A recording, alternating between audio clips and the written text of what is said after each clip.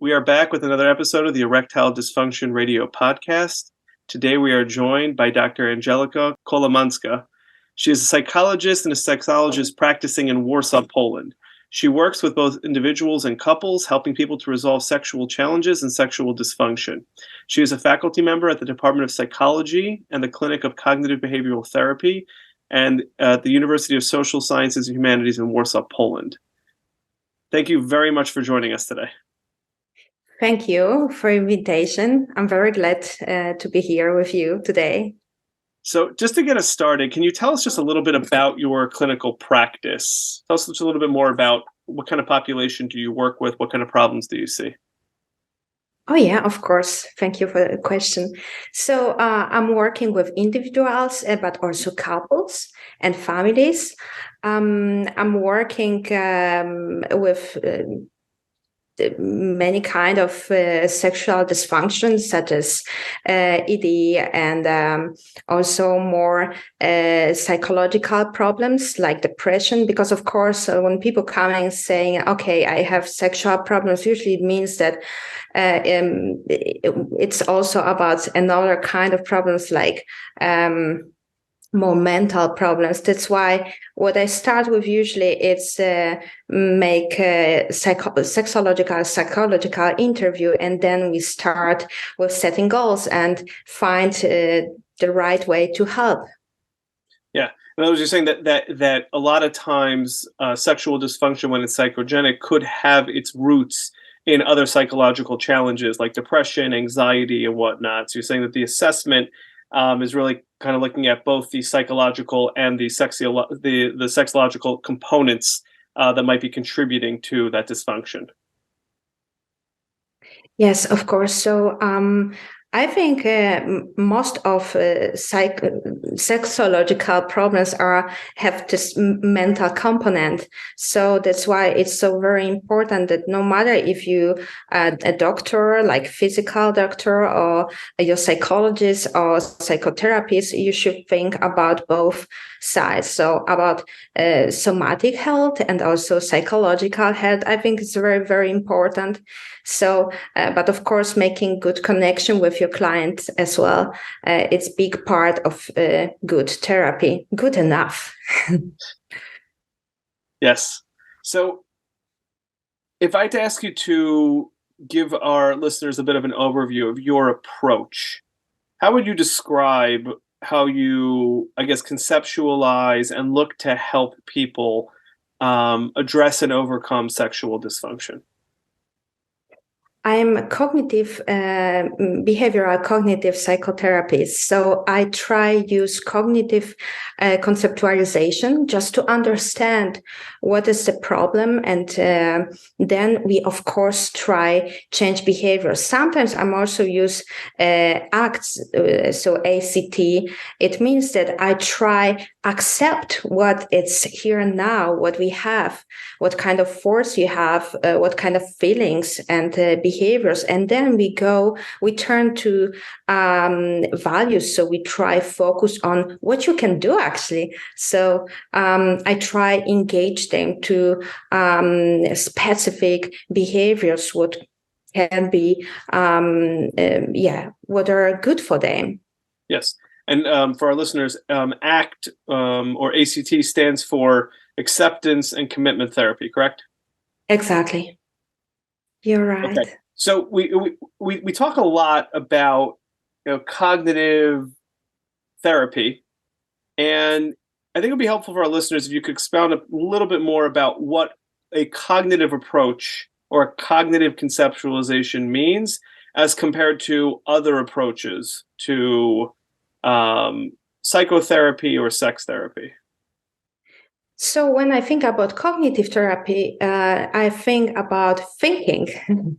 So it's how we think, what kind of beliefs you have, beliefs about your sexuality. So it's very important because what you think, it creates your behavior. So we try identify like automatic thoughts, what you can get during having sex with your partner or even when you're alone.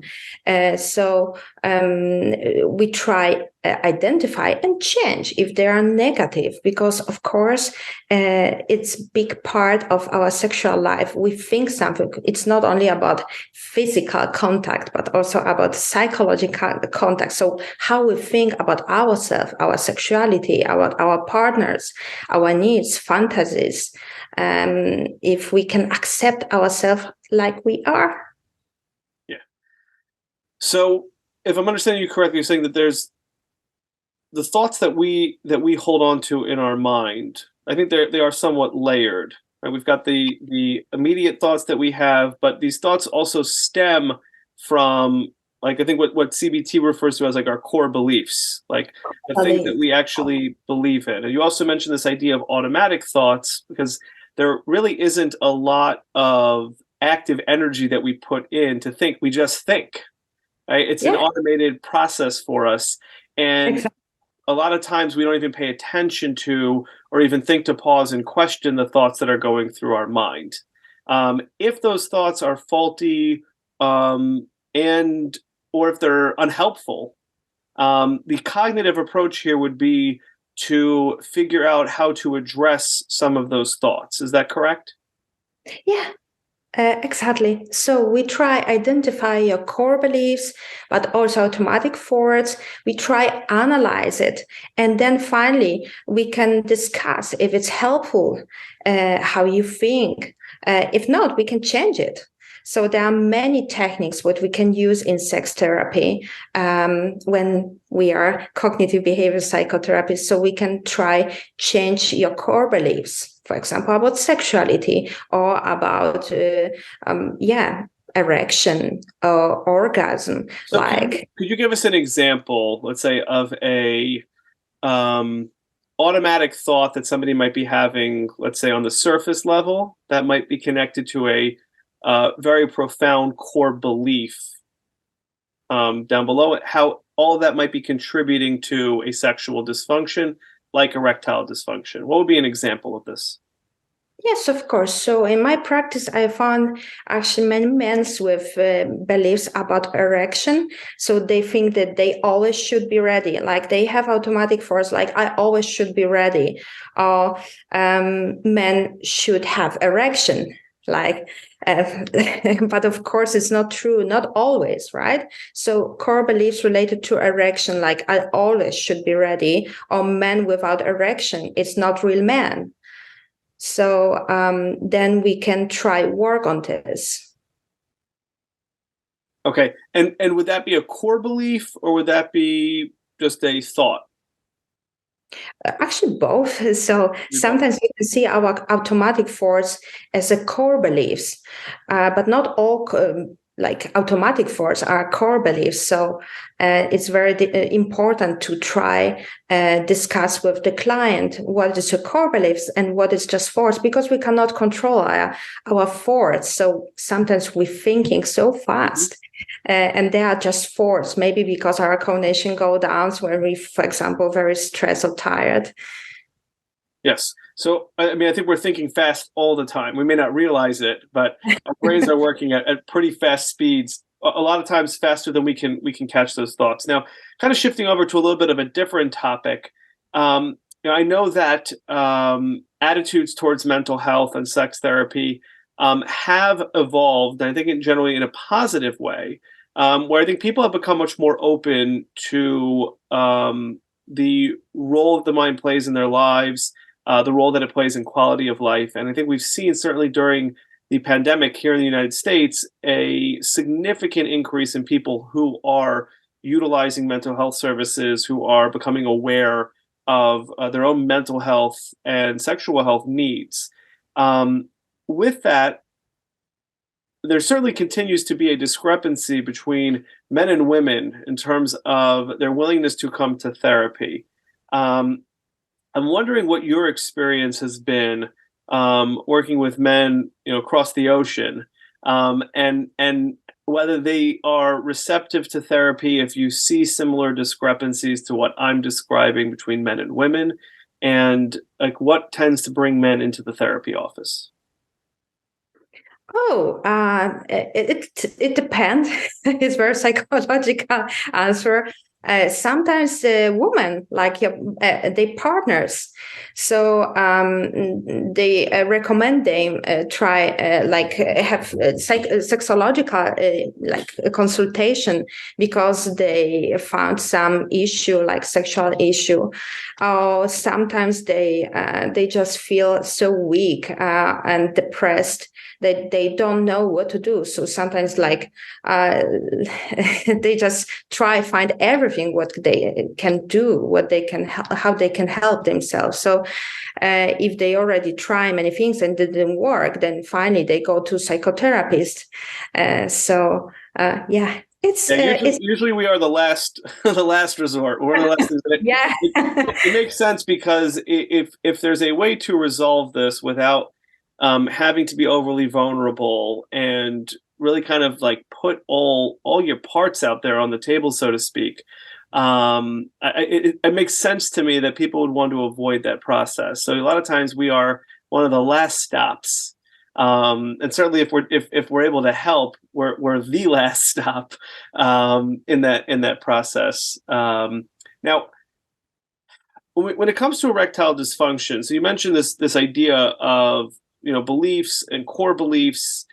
Now, I'm curious to know, in your experience, how might core beliefs around sexuality and erectile dysfunction be similar, and how might they be different to core beliefs in the United States? Oh, that's very interesting question. I already I've been working with clients from Europe, but from US as well, and I think we all the same. But of course, I think that cross-cultural sexology is quite new topic, and we don't know so much yet. So it's good. It's good field to try discover more and more. What I can say is that I think that in Europe, people are more flexible and they are more open for sexuality than in US. So I found that maybe my clients from US are more conservative. Yeah. So as an example, does that make people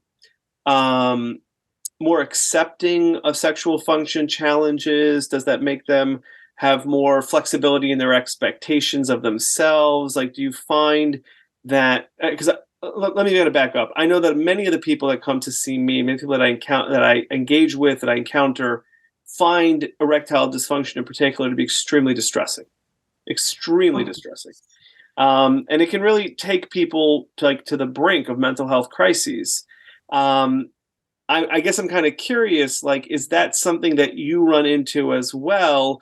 Or does that like flexibility and again, a culture which might be more open to talking about sexual topics and have more flexibility with how people engage sexually, does that decrease the distress? Or does it seem to be like a cross-cultural phenomenon regardless? I don't think so.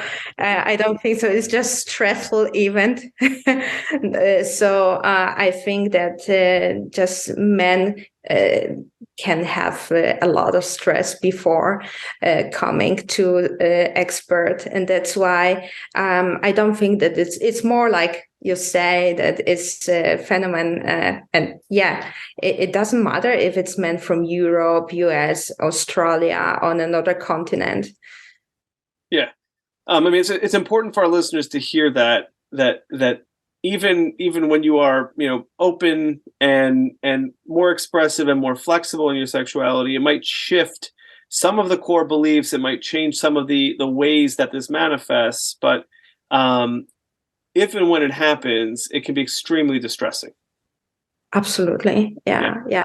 Now, Of course. yeah. Speaking of this, like this open, more flexible approach to sexuality, just want to be curious with you for another moment. How might that impact expectations of or perceptions about relationships? Because I know that people's relationships tend to have a very significant impact on sexual function. Fear about what a partner's thinking, whether they're in a long-term or a short-term relationship. So I know that there are definitely parts of Europe that do things on a more progressive scale, let's say, than in most of the United States. So I'm wondering how might that play into some of these core beliefs and some of the concerns, fears, and anxieties about sexual activity and partnered sexual activity. Of course, when we are alone, so we have self-love, we don't have to think about anything, like only about how I make myself pleasure. But when we are already with some people, so we have sex with somebody, then it's more complicated. So we start think not only about how make myself good, but also how I can make another person good. So if we don't have good communication skills, like good enough, then we're in trouble, because we start think, okay, what she likes, what she doesn't. Or I see she changed her voice, so maybe she's not happy. That's why. I think it's great question, that's what we do in couple therapy. We try recognize if you have any core beliefs. Force what make you difficult during having sex with your partner. Yeah, so no doubt that these are going to be couples therapy issues. I guess what I'm wondering about is there a difference that you see between, again, you mentioned there's like more of a conservative tone in the United States where people are probably more likely to end up in longer term relationships. They're more likely to have the expectation to be with, one partner over a long period of time. Does that end up showing up differently in the office in terms of like those core beliefs? Do they get shaped differently? So I imagine if somebody is not expecting to be with a partner for a long term, or they don't feel a certain level of safety and security, that's going to cause core beliefs to develop in one way. Whereas somebody who is expecting to be in a long-term relationship may develop core beliefs in another way. Do you see those discrepancies in terms of the anxiety profiles of the patients who are coming in to see you? Do you see differences in core beliefs about security, relationships? Like, does that show up in the office in different ways? Yes, absolutely. So usually we're not safe if we want to change our partner. Of course, it's maybe it's easier to change partner than keep the same and try solve problems. It's depend of expectations. If I would like to have long-term relationship, I must to know that it's a work actually. So I need effort and energy. I need to work on it and find what make us good together. But usually we can also think about short-term relationship, not only because we want, but because, like you say, we feel anxious. So anxiety create behaviors. So they are emotion behaviors drive. I mean, we feel something and we do something, right? So when I feel very anxious, I look for another partner.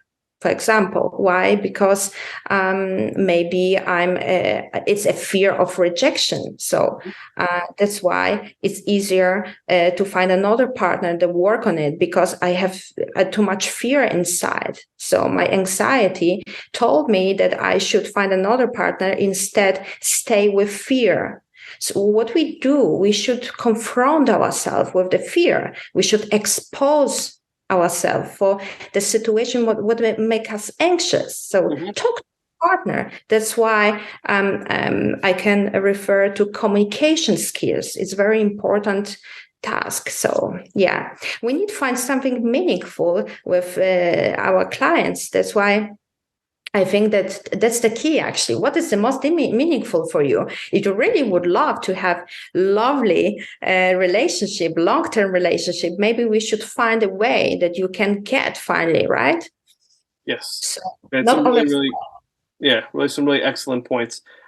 So Dr. Kołomańska, I just want to just kind of as a wrap up, are there any additional thoughts that you think are important to share with our listeners just about erectile dysfunction, sexual dysfunction, and sexuality in general, because I think it's important for people to realize that a lot of these things are cross-cultural, cross-border, cross-country, cross-continent. A lot of this stuff has to do with how we are wired as human beings, much more than it has to do with how we're socialized.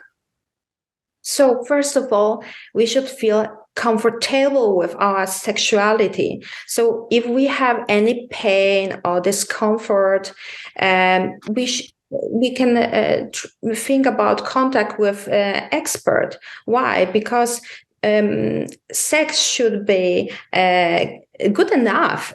Sex good enough is without pain. It's not painful. It's something lovely, something with love, something with pleasure. It's not only about pleasure, of course, but we need to feel relaxed and pleasure. So that's what I think is very important, that we able to control our sexual life and be happy with our partners. Fantastic. So once again, Dr. Kołomańska, thank you so much for joining us. We're going to look to get this episode out to our listeners, because I think it's such an important and valuable piece to hear from people around the world who are engaged in this work. So once again, thank you for your time. Thank you.